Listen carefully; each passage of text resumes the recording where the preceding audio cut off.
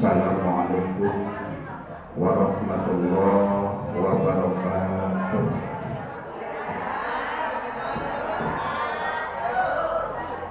Alhamdulillahirabbil alamin wal 'aqibatu lil muttaqin wa la udwana illa 'alal zalimin. Wassalatu wassalamu ala asyrafil anbiya'i wal mursalin Sayyidina wa habibina wa syafi'ina wa maulana Muhammadin sallallahu alaihi wasallam wa ala alihi wa sahbihi ajma'in, amma ba'du. Rabbi shrah li sadri wa yassir li amri wahlul 'uqdatam min lisani yafqahu qawli. Allahumma ahyina fil ilmi wa zayyina fil ilmi wa akrimna bit taqwa wa zidna bil afiyah. Allahumma inna nas'aluka ilman nafi'an warzuqna fahman syar'iyyah. Allahumma rzuqna fahman nabiyyin wa hifdzal mursalin wa ilhamal malaikatil muqarrabin bi rahmatika ya arhamar rahimin. Amin amin ya rabbal alamin. Pertama dan yang utama, marilah kita sama-sama kita panjatkan puja dan puji syukur kepada Allah Subhanahu wa Ta'ala atas segala nikmat yang diberikan oleh Allah buat kita semua, terutama nikmat kesempatan berupa kesehatan yang alhamdulillah dengan nikmat tersebut pada hari ini dan pagi ini dengan izin Allah kita bisa melangkahkan kaki kita dalam rangka pengajian rutinan mingguan yang alhamdulillah mudah-mudahan kita semua duduknya di sini dicatat oleh Allah sebagai catatan ibadah. Setelah kita pulang dari majelis taklim ini, Allah berikan oleh ilmu yang bermanfaat sehingga ibadah kita yang tadinya kurang sempurna menjadi sempurna. Harapan besar mudah-mudahan dengan ridho dan rahmat Allah ibadah kita diterima oleh Allah Subhanahu wa Ta'ala, yang kelak di akhirat pahala tersebut akan diberikan oleh Allah buat kita semua. Amin ya rabbal alamin.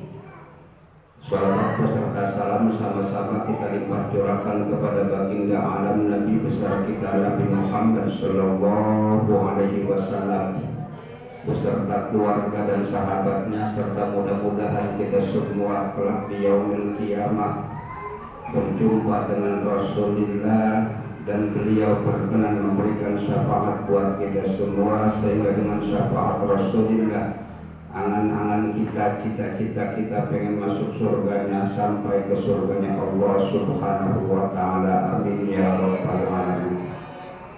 Ibu-ibu yang saya muliakan, semua manusia, jangankan yang tukang ibadah, yang malas ibadah pun kalau ditanya pasti pengen masuk surga. Namun ibu-ibu yang saya muliakan, syarat-syarat masuk surga itu pertama harus bersih dari dosa. Karena memang yang namanya surga itu tempat suci, suci dari dosa-dosa kita. Maka dalam pengajian ini saya beri judulnya ciri-ciri manusia yang tidak punya dosa. Jadi tidak kalah dengan sinetron, sama ngaji juga harus ada judulnya. Ibu-ibu yang saya muliakan, ciri-ciri orang yang tidak punya dosa itu sangat menyenangkan orangnya. Disenangi oleh seluruh makhluk Allah Subhanahu wa Ta'ala, dicintai oleh Allah Subhanahu wa Ta'ala. Contohnya Rasulullah Sallallahu Alaihi Wasallam. Rasul itu tidak punya dosa. Makanya jangankan yang kenal kita pun cuma kenal nama, belum lihat muka Rasulullah Setiap sholat kita baca sholawat, setiap pengajian kita baca sholawat karena rasa cinta kepada Rasulullah, padahal kita sama sekali belum berjumpa dengan Rasulullah. Kalau ditanya cinta enggak dengan Rasul, pasti jawabnya cinta. Kenapa ibu-ibu rajin baca sholawat? Karena cinta sama Rasulullah.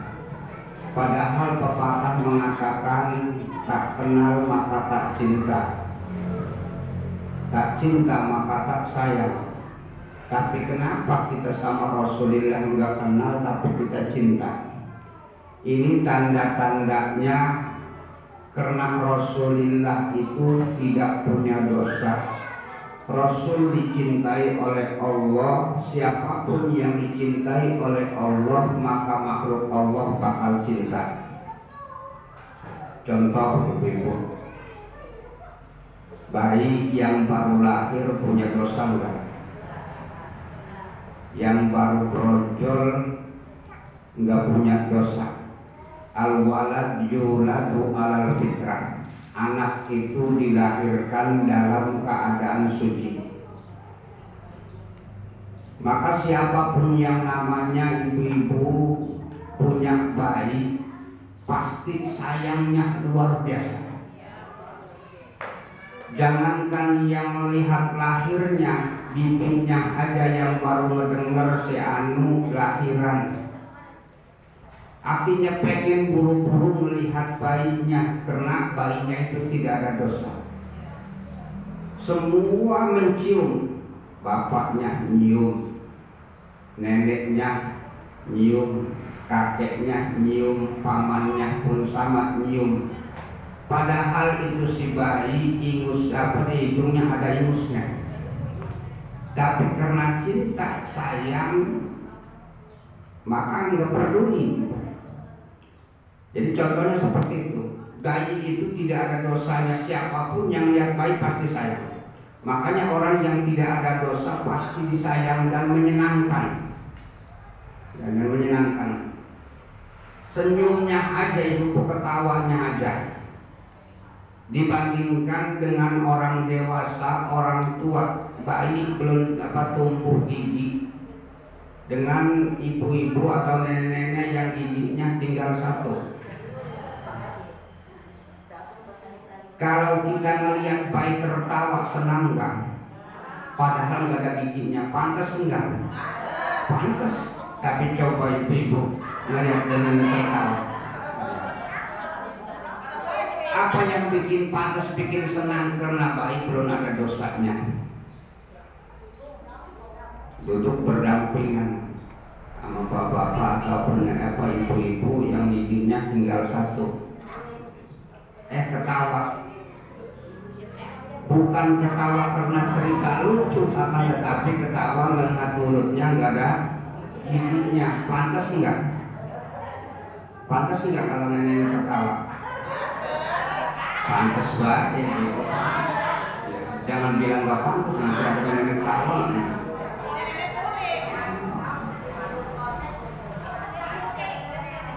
Jadi menyenangkan. Orang yang tidak ada dosanya itu sangat menyenangkan. Walaupun ibu-ibu bukan anak sendiri. Lagi makan ibu-ibu, anaknya di pangku. Si anak ini ibu-ibu pipis, marah enggak? Seneng enggak kita? Bahkan kita ya Allah ya, si otong pipis, enggak marah, coba bapaknya hidup di pangkuan pipis. Kenapa bapaknya banyak dosanya, kurang ajar. Ya, jadi pangku pipis pisan. Ya, tapi kalau bayi enggak itu. Ya, bayi enggak. Bahkan senang lagi makan pun berhenti, lagi minum pun berhenti. Ya, nyalin celananya dulu, popoknya dulu. Lagi makan bareng-bareng sama keluarga, bayinya itu buang hajat. Marah enggak? Karena memang sayang kitanya. Ya, karena memang alasannya belum punya dosa. yang belum punya dosa. Coba kalau lagi makan bareng-bareng ada satu keluarga, satu aja yang gerak, makannya yang lainnya berhenti, pada ngomel semua. Ya. Kenapa? Karena ada dosanya. Ya. Tidurnya pun ibu-ibu yang saya muliakan, orang yang gak ada dosanya mah dijaga sama Allah, dijaga sama malaikat seperti bayi yang lagi tidur kita jaga. Kita sayang sama bayi kita, ibu-ibu. Ya sayang banget, takut-takut bayi kita lagi tidur digigit nyamuk sampai ditaruhin ke lambung. Saking sayangnya. Bahkan tidur juga yang biasanya rembes sama bapaknya suruh pergi, udah tidur aja jangan sini, nanti ketidian ini baik. Ya. Jadi sayang, menyenangkan ini. Nah ini dosa ini yang saya muliakan ibu-ibu, yang perlu kita hilangkan. Ya. Yang perlu kita hilangkan. Kalau memang kita pengen disayang Allah, pengen disayang manusia, maka dosa ini harus dihilangkan. Karena jangankan di akhirat, di dunia aja dosa itu bikin susah. Dosa itu bikin susah. Pertama, dosa itu menyebabkan tersumbatnya doa kita. Kenapa kita setiap hari berdoa minta sama Allah, tapi ternyata doa kita belum diijabah oleh Allah Subhanahu wa ta'ala. Padahal yang kita baca bukan sembarangan, bukan boleh nemu, tapi boleh ijazah dari kiai, dari guru kita. Tapi kenapa ketika kita baca doa kita ternyata belum dikabul oleh Allah Subhanahu wa ta'ala? Itu disebabkan oleh dosa kita. Jadi jangan menyalahkan wiridan, jangan menyalahkan doa, jangan menyalahkan guru. Koreksi diri kita sendiri, kenapa doa kita belum diijabah. Yang kedua, dosa itu ibu-ibu yang saya muliakan, dosa itu bikin seret rezeki. Padahal rezeki sudah ditentukan oleh Allah Subhanahu wa ta'ala. Yang hadir di sini ibu itu rezekinya sudah ditentukan oleh Allah sejak kapan? Sejak kandungan 4 bulan dimasukkan roh ke jasadnya, itu sudah dicatat oleh Allah Subhanahu wa ta'ala. Dan rezeki ini tidak sama. Walaupun satu keluarga itu rezekinya juga sama, tapi sudah ditentukan oleh Allah sampai batas rezeki itu habis. Ketika di dunia diberikan oleh Allah, jatah yang diberikan oleh Allah, rezekinya habis, baru dipanggil lagi oleh Allah Subhanahu wa ta'ala. Nanti ibu yang saya muliakan, rezeki kita kan sudah ditentukan oleh Allah Subhanahu wa ta'ala. Ketika roh dimasukkan, nanti rezekinya habis, rohnya dicabut lagi. Kita cuma minjem, rezeki minjem dari Allah, roh minjem dari Allah Subhanahu wa ta'ala, nanti bakal dicabut lagi. Padahal sudah ketentuan, sudah kepastian itu rezeki. Nggak bakal rezeki itu salah sama orang lain. Kalau memang sudah rezeki kita ibu, tidak akan keseliru dengan yang lain, walaupun satu keluarga. Itu nggak bakal tertukar rezeki mah. Berbeda dengan milik. Kalau milik bisa jadi milik kita, rezeki orang lain, itu yang namanya milik. Kalau rezeki mah enggak. Cuma yang dari permasalahan, kenapa rezeki yang sudah ditentukan, sudah dijatah oleh Allah, kadang-kadang ada yang lancar rezekinya, ada yang rezekinya seret. Kan ada susah banget. Ya susah banget, padahal mah sudah kelihatan. Ya udah kelihatan, bisnis aja udah kelihatan, udah sepakat semua, pas waktu pembayaran gagal. Kadang-kadang kita punya urusan udah jelas banget, urusan tinggal nunggu waktu aja, udah waktunya gagal. Kenapa bisa jadi begitu? Bisa jadi karena dosa kita. Karena dosa ini adalah penghalang rezeki kita. Ya. Jadi makanya kalau kita berdoa itu, ibu-ibu yang saya muliakan, ini tips, jangan langsung berdoa dulu, istighfar dulu. Istighfar. Jadi supaya dosa kitanya hilang, supaya tidak ada penghalang untuk doa kita minta rezeki sama Allah, maka dianjurkan kalau mau berdoa istighfar dulu. Ya, makanya kadang-kadang ibu-ibu yang saya muliakan, kita maksudnya pertamanya istighfar dengan dosa, untuk dosa, menghilangkan dosa, tapi kedepannya mah lain kita mah. Astagfirullahaladzim, astagfirullahaladzim, astagfirullahaladzim. Pas lagi istighfar ada ayam bunyi, baik petok, bunyi lagi petok. Kata kita astagfirullah. Bukan istighfar dosa, pertama mah dosa. Yang kedua kita istighfar itu karena dengar suara ayam, astagfirullah. Anak lagi istighfar, astagfirullah, mah minta duit mak. Kita astagfirullah, mah minta duit mak. Ya, sampai ketik astagfirullah ini anak. Jadi pindah istighfarnya. Jadi istighfar dulu kita sama Allah Subhanahu wa ta'ala, minta dihilangkan dosa kita, dosa orang tua kita, sehingga ketika dosa kita itu diampuni oleh Allah Subhanahu wa ta'ala, maka tidak ada penghalang untuk doa kita. Tidak ada penghalang ketika Allah itu mau ngasih rezeki sama kita, langsung diberikan oleh Allah Subhanahu wa ta'ala.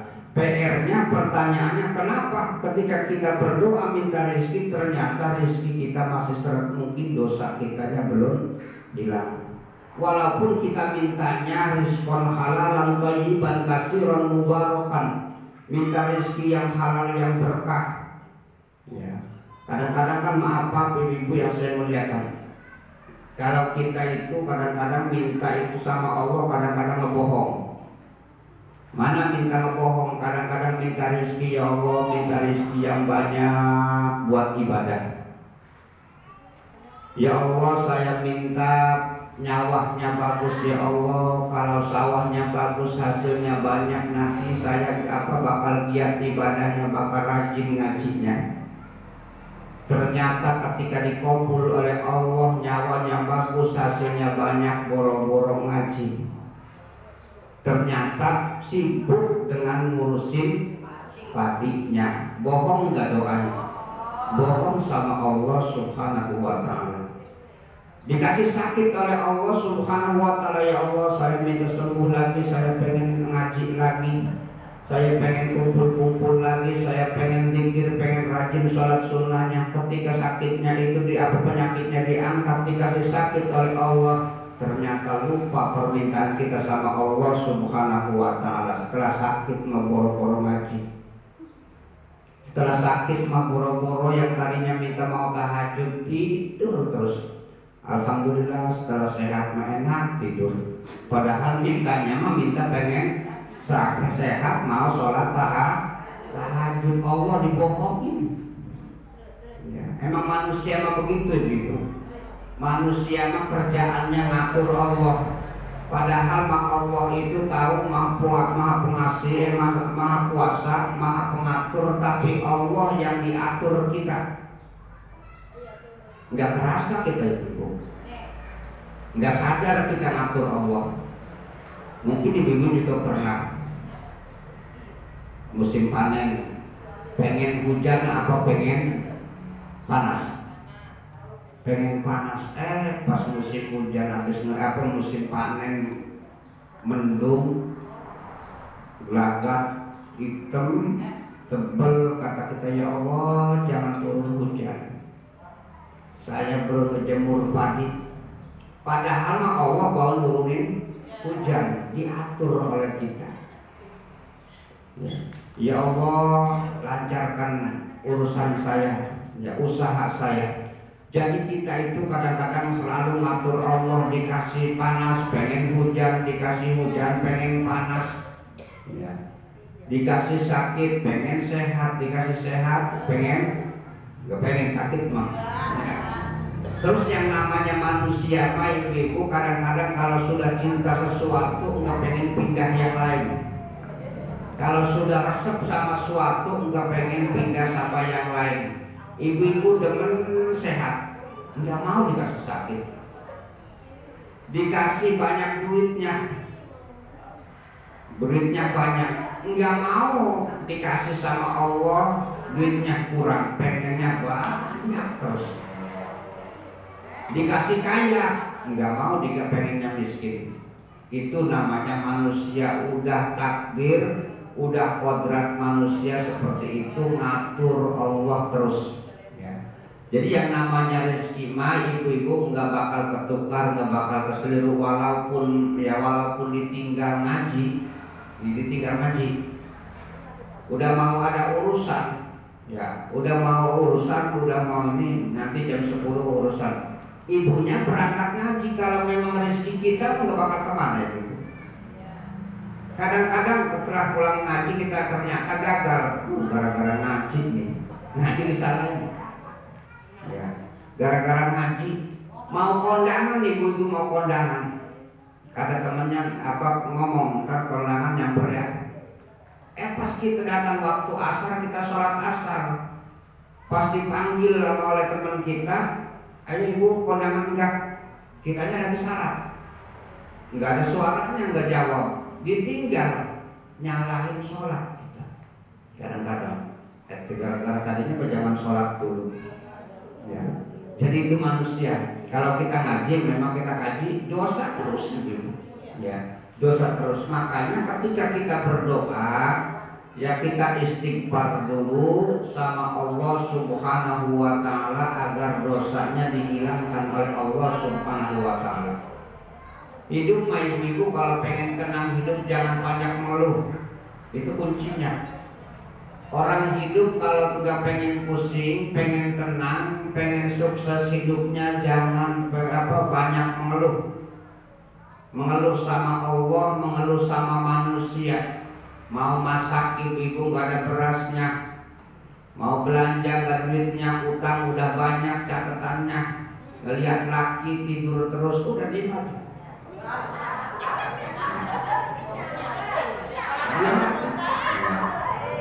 Kalau banyak ngeluh kita ibu-ibu, kalau banyak ngeluh kitanya udah pusing, tambah pusing, udah biarin aja suami tidur, jangan bangun-bangun sekalian. Kadang-kadang kalau kita ngomong cerita, mikir pusing. Ini kadang-kadang masih pagi udah cerita sama tukang warung, mau belanja, dari kemarin suami nganggur terus.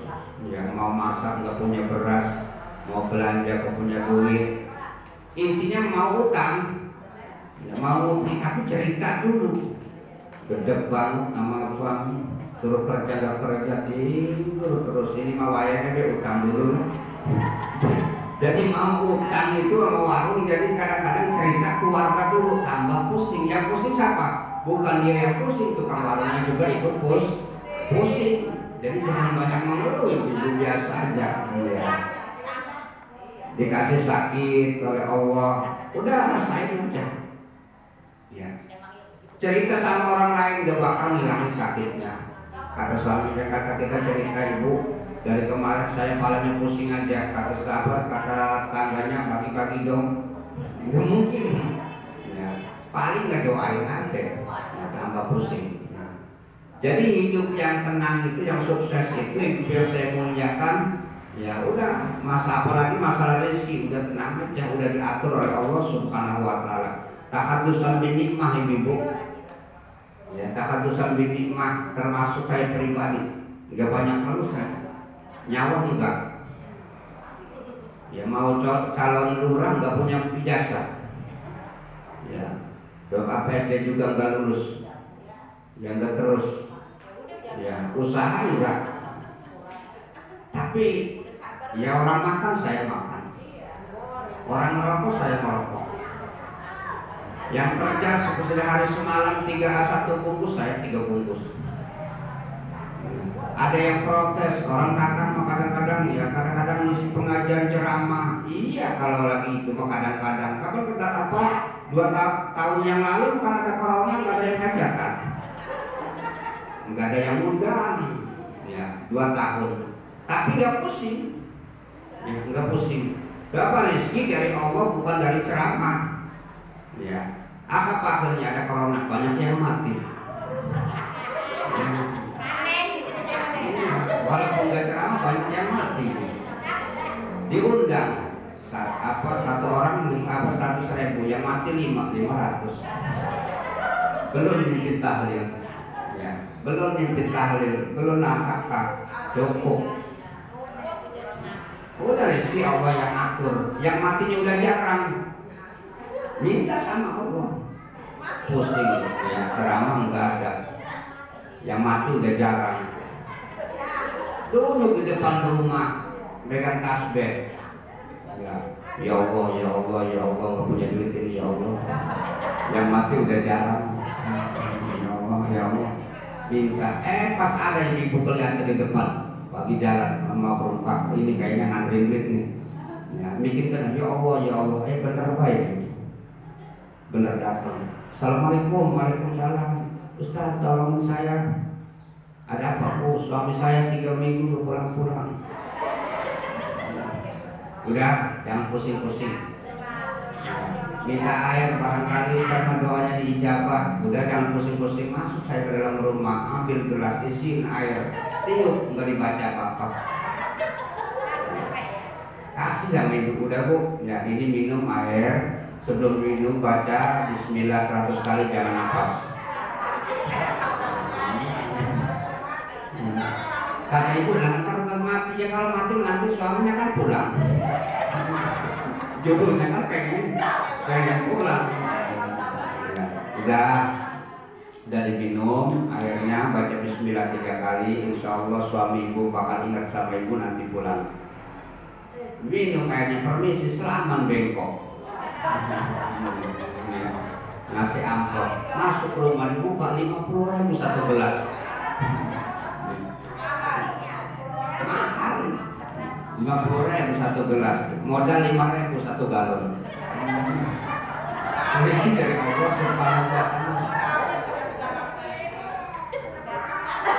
Ya, rezeki memang sudah diatur sama Allah Subhanahu wa Ta'ala. Ya, satu galon 5.000. Kalau satu galon berapa gelas itu? Tapi insya Allah kalau ibu main ke rumah saya kasih minum nggak kebayar. Ini yang lain ini mah ya. Jadi rezeki dari Allah Subhanahu wa Ta'ala, intinya maka jangan banyak mengeluh, dijalanin aja, minta sama Allah Subhanahu wa Ta'ala. Sebab apa ibu-ibu yang saya muliakan, Allah pun marah kalau kita banyak mengeluh. Malam yardo biqadai wa lam yasbir ala bala'i falyatlub rabban siwa. Barang siapa tidak sabar atas musibah dariku, walam yardo biqadai, tidak ridho atas kodokku, atas kehendakku, falyatlub rabban siwa, kau silahkan cari Tuhan yang lain selain aku. Berarti nanti ibu-ibu ya, ya, mau nyari kemana, ya, ke Amerika tetap Allahnya satu, ke Arab Saudi tetap Allahnya satu. Kalau Allah sudah murka, falyatlub rabban siwai, silahkan cari Tuhan selain aku. Rugi kita itu, gara-gara kita tidak menerima apa yang diberikan oleh Allah Subhanahu wa Ta'ala. Ya. Makanya di saat kita kena musibah, kena ujian, tetap kita kudu sabar dua itu. Bersyukur dengan sabar. Bersyukur dikasih nikmat oleh Allah, itu bersyukur. Dikasih ujian oleh Allah, kita harus sabar. Sebab yang namanya semua manusia bakal dikasih ujian oleh Allah Subhanahu wa Ta'ala. Kita hidup di dunianya di sekolah itu. Hidup di dunianya di sekolah. Orang sekolah itu kalau pengen naik kelas harus ujian. Maka bakal dikasih ujian oleh Allah 5 macam ujian, tidak lebih tidak kurang. Dan itu pun 5 pun tidak semuanya. Di Al-Quran dikatakan walanabluwannakum bisyai'im minal khawfi wal ju'i wa naqsim minal amwali wal anfusi was samarat wa basyiris sabirin. Kata Allah akan uji kalian dengan 5 macam minal khauf. Pertama dikasih rasa takut. Tahun kemarin, ibu-ibu, tahun 2019, tahun 20 ya 21 itu ada penyakit corona, pada takut semua. Mau ngaji takut, mau berjamaah takut, mau makan pun takut, sampai muka pun ditutup karena takut. Jadi semuanya serba takut, dikasih ujian oleh Allah rasa takut. Ada yang dikasih oleh Allah ujian berupa lapar. Kalau kita enggak lapar juga kita mau puasa. Di negara-negara yang lain itu ada dikasih ujian oleh Allah sampai ada yang kelaparan. Ya, itu ujian dari Allah. Juga menjual khaufi wal ju'i wa naqsin minal amwal. Dikasih ujian. Tidak semua 5 ujian ini diberikan setiap orang, akan tetapi pasti setiap orang bakal merasakan salah satu ujian yang 5 ini. Wa naqsin minal amwal. Pernah enggak ibu-ibu kalau mau usaha, mau jualan, kadang-kadang ibu-ibu dikasih rugi oleh Allah. Ada ketika kita mau usaha takut rugi, pernah enggak perasaannya? Buka usaha rugi enggak? Akhirnya takut rugi, makan enggak enak, tidur enggak enak. Dikasih oleh Allah Subhanahu wa taala ujian khauf. Jadi intinya wabasyiris sabirin. Kata Allah, Muhammad, berikan kabar gembira kepada orang-orang yang bisa sabar, bisa melaksanakan melewati ujian yang 5 ini. Siapa orang yang tersebut tersabar? Alladzina idza asabathum musibah qalu inna lillahi wa inna ilaihi raji'un. Dari ujian 5 tersebut, orang yang sabar ketika dapat musibah, dia berkata inna lillahi wa inna ilaihi raji'un. Nyawanya enggak bagus, inna lillahi wa inna ilaihi raji'un. Lakinya pulang dari usaha enggak bawa duit, inna lillahi wa inna ilaihi raji'un. Enggak pulang-pulang, inna lillahi. Jadi sabar dari Allah Subhanahu wa taala. Ya. Jadi orang yang ketika dapat musibah mengucapkan mulutnya inna lillahi wa inna ilaihi raji'un. Ya, itu namanya orang yang sabar. Yang kedua adalah orang yang dikasih nikmat bersyukur kepada Allah dengan mengucapkan alhamdulillah. Pernah ibu-ibu, ini maaf, kalau dikasih duit sama suami yang kasihnya ini kurang apa yang diharapkan oleh kita, mintanya 100.000 dikasihnya 50.000, kira-kira baca alhamdulillah apa kurang? Mintanya 100.000, butuhnya 100.000, kata itu memang mohon maaf bang, ya cuma ada 50.000. Mana cukup itu? Ya, padahal 50.000 nikmat bukan? Nikmat 50.000 alhamdulillah, baru 50.000 juga cukup. Ya saya kan butuhnya 100.000, ya saya butuhnya 100.000, jadi dikasih 50.000, alhamdulillah. Ya 50.000 macam tangan abang aja juga. Jadi alhamdulillah, mengucapkan alhamdulillah. Ya. Jadi nikmat dari Allah Subhanahu wa taala, mengucapkan alhamdulillah. Alhamdulillah ini ibu-ibu adalah kalimat puji yang kita muji sama Allah Subhanahu wa taala atas nikmat Allah Subhanahu wa taala. Kalau kita haji, kalau santri, alhamdulillah itu diawali dengan alif lam. Alif lam itu adalah alil jinsi. Itu bermacam-macam jenis puji. Globalnya puji itu ada 4. 1 puji qadim li qadimin.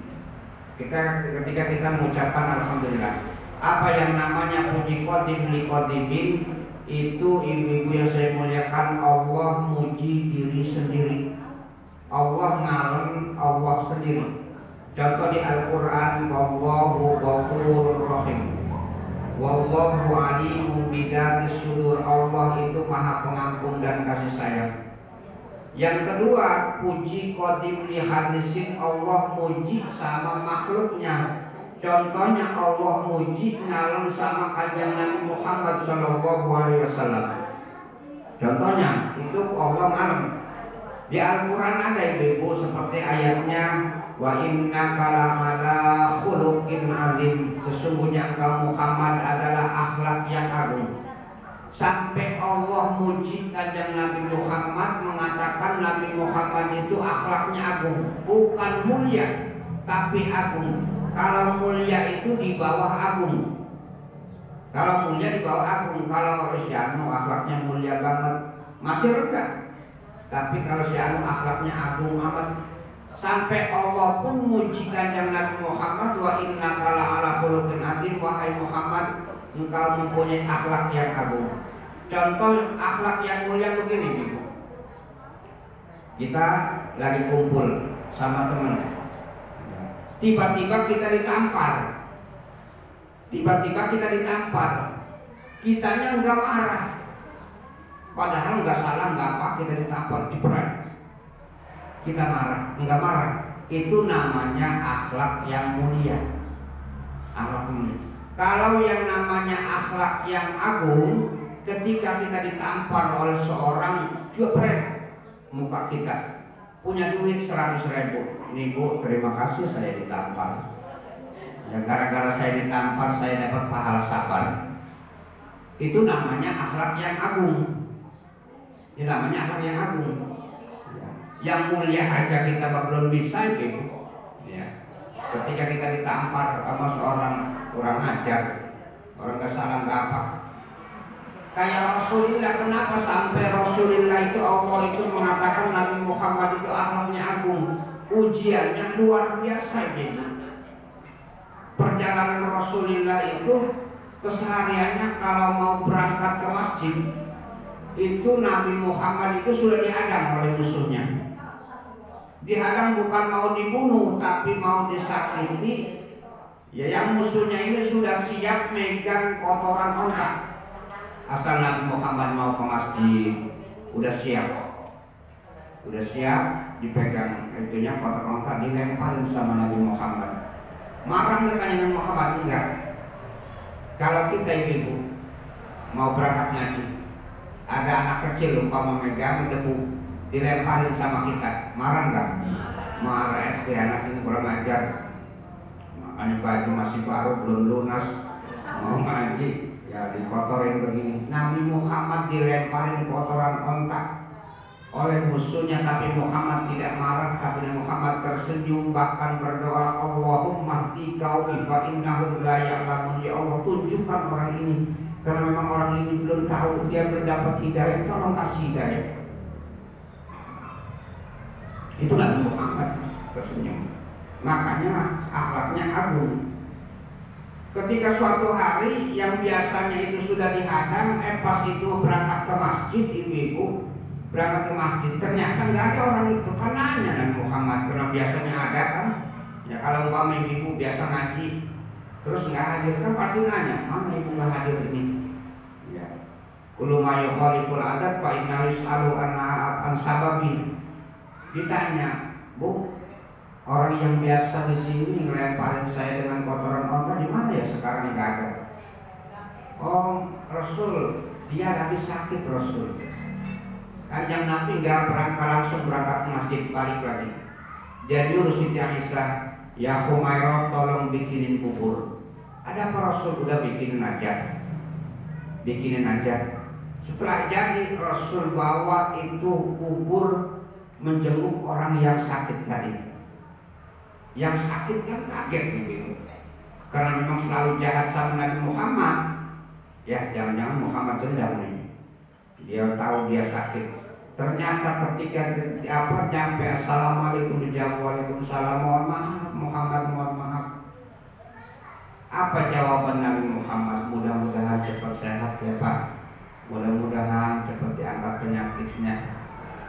Itu Nabi Muhammad SAW. Kita baru nyampe ke situ, nggak ala khuluqin Nabi. Ya ada orang jahat banget sama kita. Ketika kita sakit kita jenguk, kayaknya menjenguk saya juga. Memang dibayar juga nggak mau. najis. Lagi sehatnya aja jahat banget. Kita masih ketempelan dosa ya. Ketempelan sifatnya dendam terus kita mah. Makanya kita bersyukur, namanya puji qadim lihadisin ya. Lihadisin yang ketiga adalah puji hadis liqadimin, manusia muji sama Allah ya, sama Allah. Kayak kita zikir subhanallah walhamdulillah wala ilaha illallah, Allahu akbar, subhanallah walhamdulillah wala ilaha illallah, Allahu akbar. Itu kita lagi muji sama Allah subhanahu wa ta'ala. Jadi kita zikir itu ibu-ibu ya, ketika zikir kita baca subhanallah atau alhamdulillah, kita lagi muji sama Allah. Yang keempat adalah puji hadim hadisin, makhluk muji sama makhluk ya, makhluk muji sama makhluk. Kita ketemu sama teman kita, kata kita, oh ibu cantik banget, pakaiannya bagus, pakaiannya bagus banget, rapi. Alhamdulillah, segala puji bagi Allah. Saya cuma pakai aja, ini mah milik Allah, yang pantas dipuji mah Allah. Oh ibu cantik banget, rapi pakaiannya, ya sapa dulu dong ya, kan istrinya siapa ya. Anaknya juara 1 terus di kelasnya, ibu hebat, anaknya juara 1 terus, ngomongnya apa? Bukan alhamdulillah. Ya sapa dulu dong orang tuanya ya. Kadang-kadang kita begitu, padahal puji mah milik Allah. Yang 4 ini secara globalnya yang pantas dipuji mah hanya Allah subhanahu wa ta'ala. Karena manusia mah tidak punya apa-apa, tidak bawa apa-apa, lahir pun brojol gak pakai apa-apa dan gak punya apa-apa. Belum ada ceritanya, kabar berita ada bayi ya lahir pas di jarinya udah ada cincinnya, belum ada. Apalagi bawa sertifikat ya, bawa sertifikat anak saya di sono, nggak ada. Jadi nggak bawa apa-apa, pulangnya pun nggak bawa apa-apa, perbuatannya pun itu ada kehendak Allah. La haula wala quwata illa billahil aliyil azim. Manusia itu tidak ada daya upaya. Andaikan kita bisa ngaji, itu adalah kehendak Allah. Andaikan kita bisa sholat, itu kehendak Allah, bukan keinginan kita. Kita sholat, kehendak Allah. Kita ngaji, datang ke majelis taklim, bukan karena keinginan kita itu. Padahal kesibukan kita banyak di rumah.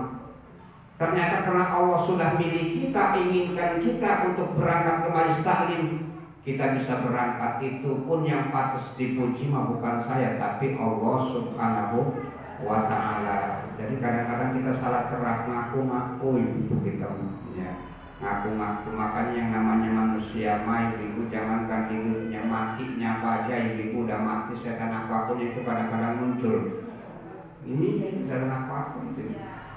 Jadi jangan heran kalau ada orang diajak ngaji, diajak sholat berjamaah, hadiran nggak mau, itu jangan disalahkan. Sebab maaf ibu, setiap manusia itu setan yang tugaskan ngegodanya itu ada 10. Jadi setiap manusia yang menggoda manusia, satu manusia itu setannya ada 10. Di sini ada berapa ya? Iya, makanya yang megangin kaki 5, yang megangin atas 5, itu 10 itu. Setiap manusia itu ya, yang ngegoda manusia supaya sesat itu dikasih oleh Allah ya. Dikasih kekuasaan oleh Allah sama iblis itu. Setiap manusia itu 10. Ngikutin terus itu, ngikutin terus. Semanapun kita tidur tetap, kita jalan tetap, ngikutin terus itu setan yang 10 itu ya.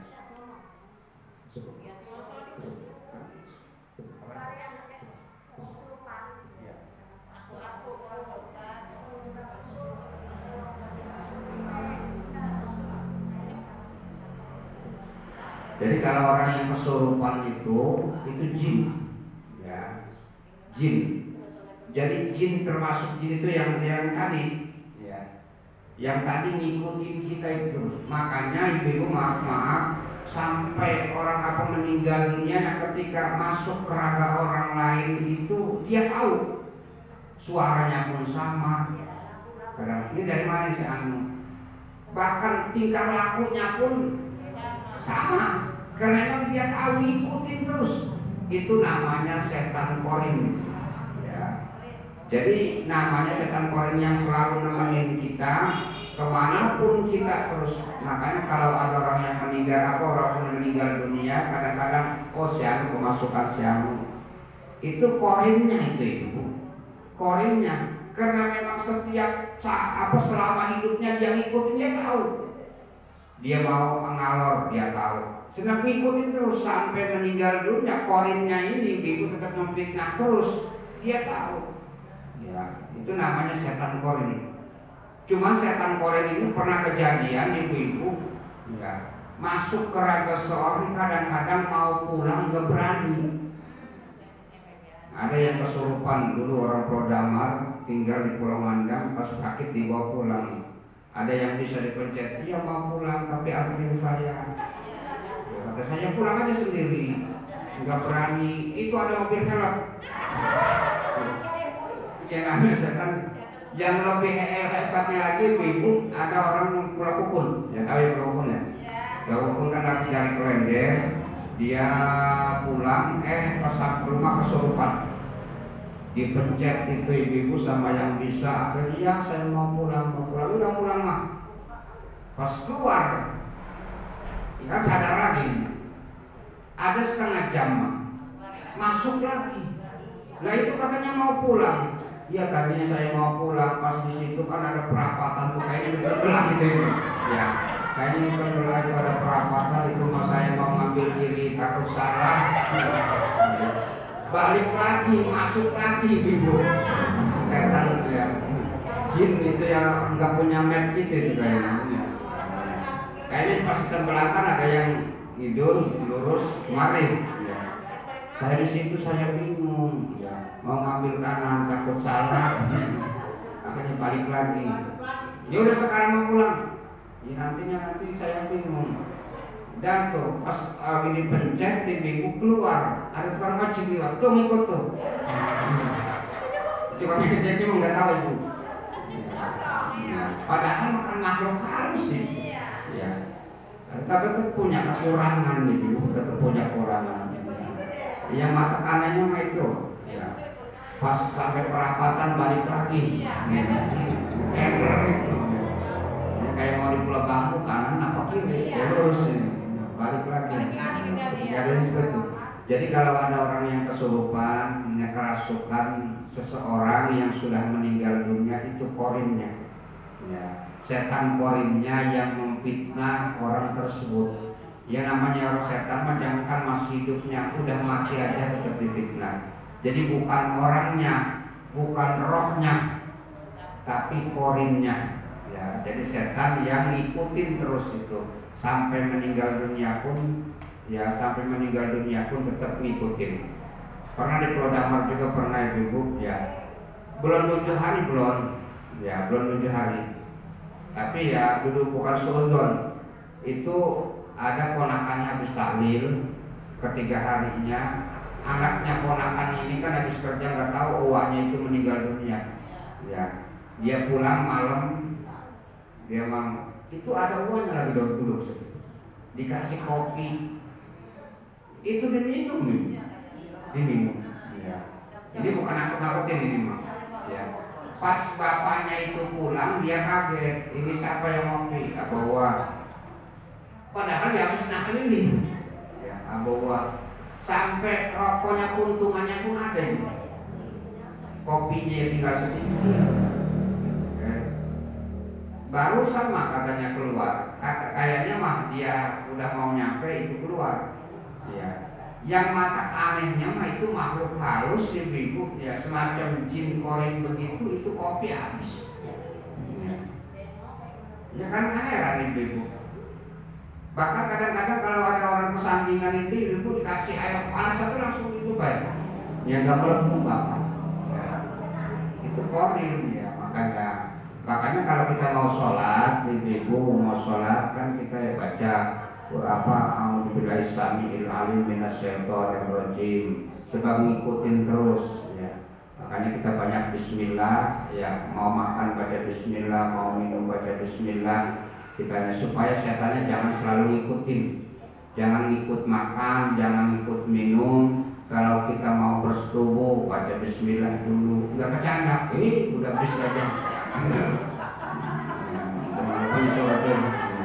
Udah banyak bismillah aja udah. Ya, umpama itu pasti biar setannya takut itu bukunya. Tidak.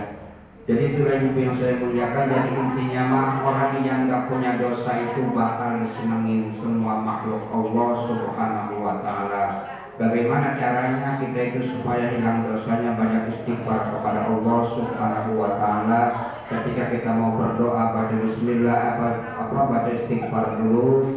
Ketika kita mau lakukan suatu baca istighfar agar dosa kita diampuni oleh Allah Subhanahu wa Ta'ala. Sehingga dengan bersihnya dosa, insya Allah cita-cita kita pengen masuk surga bisa sampai ke surganya Allah. Al-Fatihah. A'udzubillahi minasyaitonirrajim. Bismillahirrahmanirrahim. Alhamdulillahirabbil alamin arrahmanir rahim maliki yaumiddin. Iyyaka na'budu wa iyyaka nasta'in. Ihdinas siratal mustaqim. Shiratal ladzina an'amta 'alaihim ghairil maghdubi 'alaihim waladdallin. Rasulillah ajma'in. Amin amin ya rabbal alamin. Alhamdulillah syukur alhamdulillah wa qina wa masjidah. Ya rabbana lakal hamdu kama yanbaghi li jalali wajhikal karim wa 'azimi sultanik. Allahumma lana dunubana wa shifa'na qurbatan rahmatil arhamar rahimin. Allahumma min 'alaina bi shifa'il ma'rifah wa fadlana tasbihal mu'amalati ma bainana wa bainal sunnah. Rabbana taqabbal minna innaka antas samiul 'alim wa tub 'alaina innaka antat tawwabur rahim. Rabbana atina fid dunya hasanah wa fil akhirati hasanah wa qina adzabannar. Subhana rabbika rabbil izzati amma yasifun wa salamun alal mursalin walhamdulillahi rabbil alamin. Wassalamualaikum warahmatullahi wabarakatuh.